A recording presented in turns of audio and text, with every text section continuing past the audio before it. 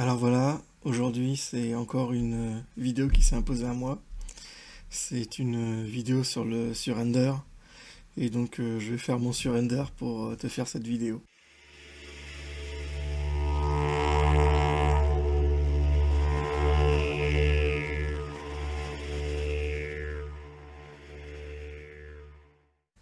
Alors le surrender en français, ça veut dire soumission. Soumission, c'est pas un mot qu'on aime.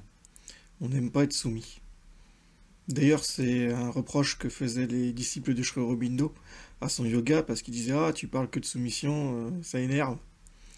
Mais la vraie question, c'est qu'est-ce qui se soumet et à quoi on se soumet.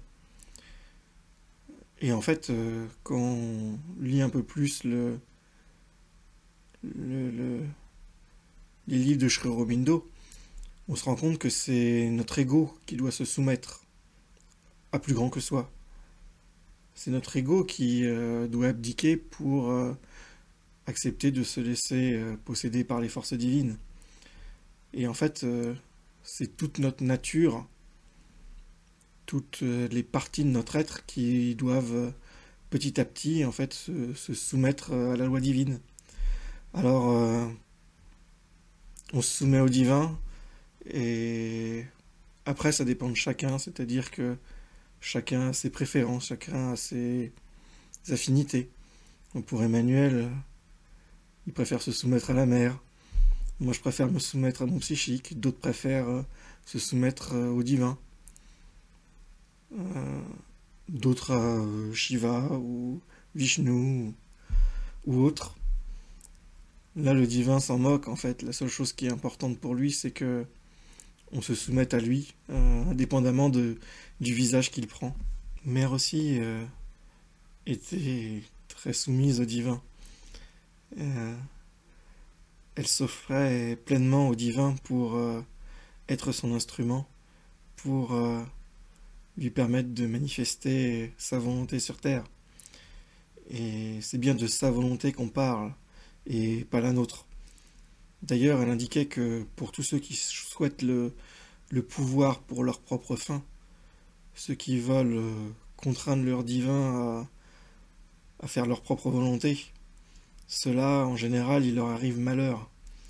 Tandis que dans l'offrande de soi, dans la soumission aux forces de lumière, ben là, il n'y avait aucun risque. En fait, elle disait ne tire jamais le divin. Euh, Par contre, offre-toi et tu peux aspirer autant que tu veux. Ouais, elle disait aussi de manière provocante, mais en fait, personne ne te demande de garder ton ego. Mais en fait, le surrender, la soumission, c'est aussi notre ego qui se soumet à notre vraie personnalité, à notre être psychique. Sri Aurobindo disait dans ses livres que le surrender est indispensable pour la réalisation. Et d'un certain côté, on le comprend parce que enfin, comment, en tant qu'homme, on peut réaliser la vie divine sans l'aide des forces divines. On ne pourra faire que des réalisations humaines. Donc, on a besoin de ces forces-là. Et pour les laisser agir en nous, pour se laisser diviniser, nous qui sommes dans l'ignorance, ben, d'un certain côté, il faut qu'on accepte de se laisser faire. Et dans le chemin du surrender, on se rend compte que plus on s'offre, plus c'est facile de s'offrir. Et en fait, moins toutes les forces hostiles, tout ce qui résiste en nous, tout ce qui veut pas de cette divinité, elles perdent petit à petit du pouvoir. Chez Aurobindo disait aussi que le surrender, la soumission à Dieu, n'est parfaite que quand c'est fait d'un don de soi d'amour. Et on se donne par amour au divin et on reçoit l'amour du divin. Et on se rend compte aussi que quand on soumet notre volonté égoïste, soi-disant libre, et qu'on s'unit à la volonté du divin, c'est là qu'on trouve la vraie liberté. Et pour ma part, quand je rencontre mon psychique dans mes rêves, je lui fais un surrender absolu, je me prosterne à ses pieds, c'est mon Dieu, c'est moi, c'est plein d'amour. Mais je vois aussi qu'il y a en moi beaucoup d'obscurité, de points noirs qui refusent cette lumière. Et ça me rappelle un conte amérindien qui racontait que en nous, on avait un loup noir qui combattait un loup blanc. Et l'enfant qui écoutait cette histoire demandait mais qui gagne? Et le sage répondait celui que tu nourris.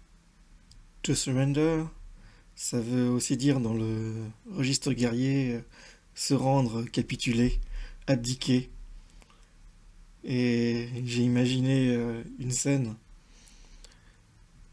où en fait bah, c'est la guerre entre les forces divines et les forces de l'obscurité, entre ceux qui veulent un monde de mort et ceux qui veulent un monde de vie, ceux qui veulent un monde de mensonges ou ceux qui veulent un monde de vérité, ceux qui veulent un monde d'ignorance ou ceux qui veulent un monde de connaissance, et ceux qui veulent un monde de souffrance ou ceux qui veulent un monde de joie.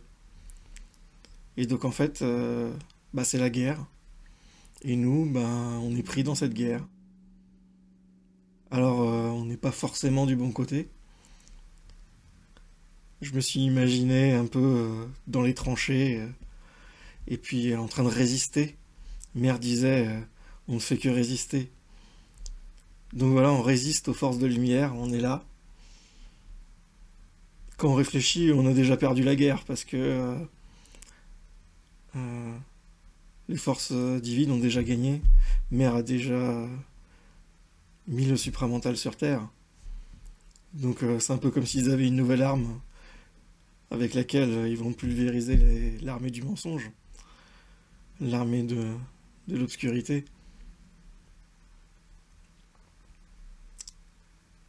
Et donc nous, on est là dans les tranchées, on n'est pas forcément du bon côté.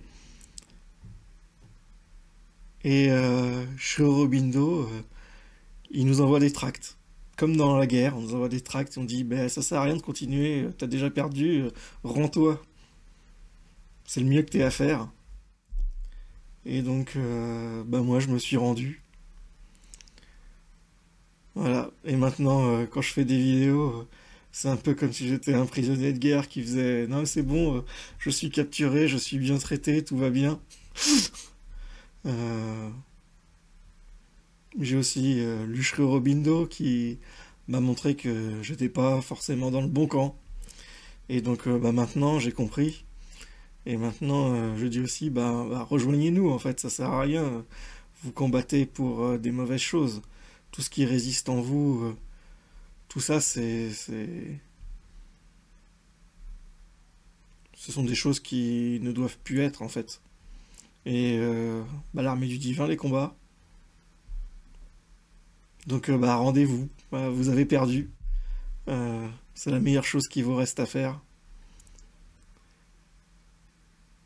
Et en nous, en fait, on sent malgré tout cette résistance et des fois des peurs. Les peurs qui nous bloquent, les peurs qui nous empêchent de nous soumettre. C'est un peu comme s'il y avait des brigades de représailles dans la guerre.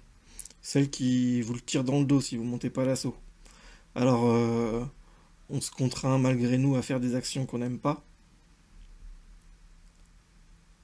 Et là, la bonne solution, c'est se tourner vers les forces divines et leur dire bah écoutez, j'aimerais bien me rendre, mais là, si je ne monte pas au front contre vous, je suis désolé, mais on va me tirer dans le dos.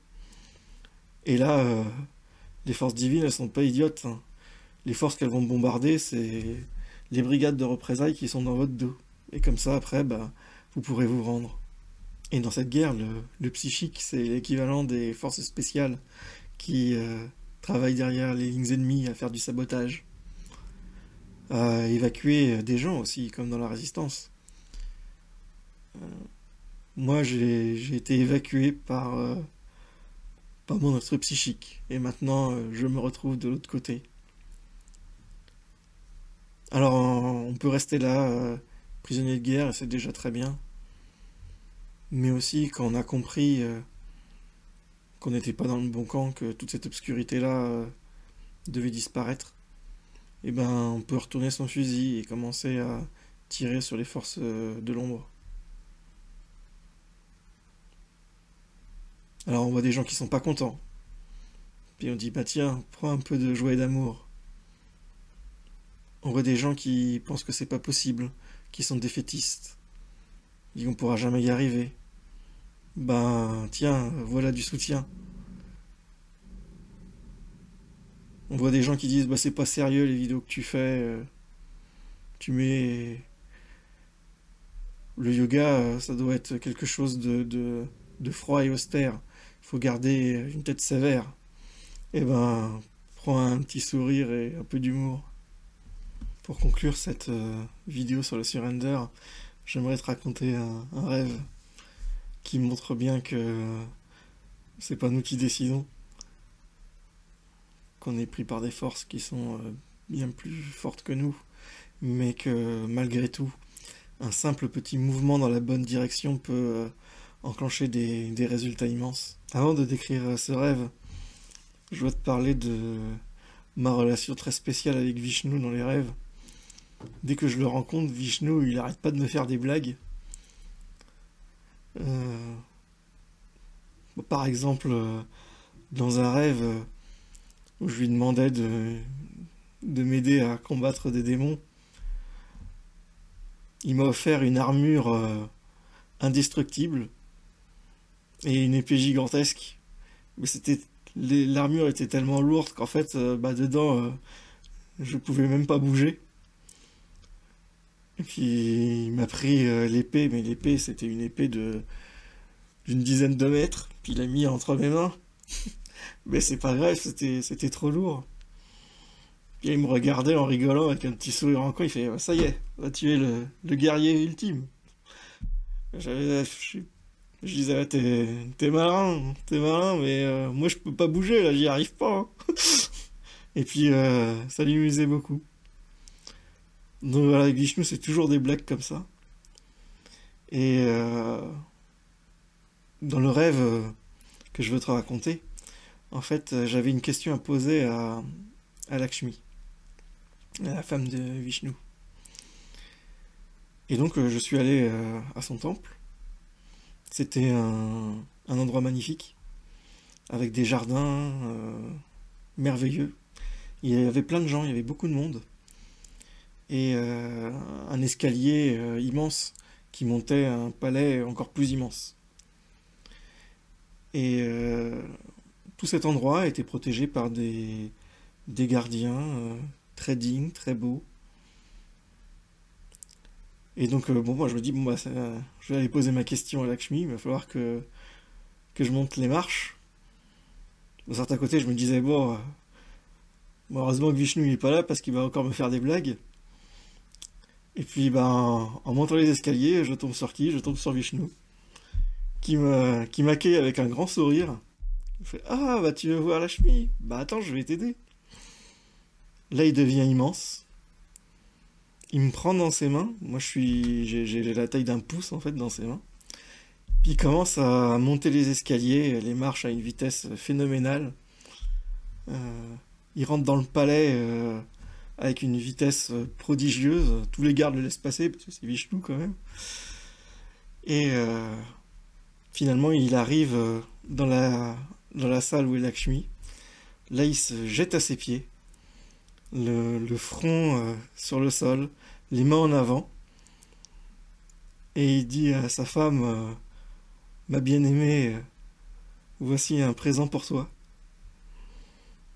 Moi, je suis un peu secoué, donc Lakshmi me prend. Elle dit, oh, merci mon doux, c'est un beau présent. Et puis elle me jette dans sa boîte à maquillage. Donc moi, je suis là en train avec la poussière, avec de la poudre, je suis en train de tousser. Et puis là, elle referme le coffret, et moi je fais, mais attendez, j'ai pas posé ma question.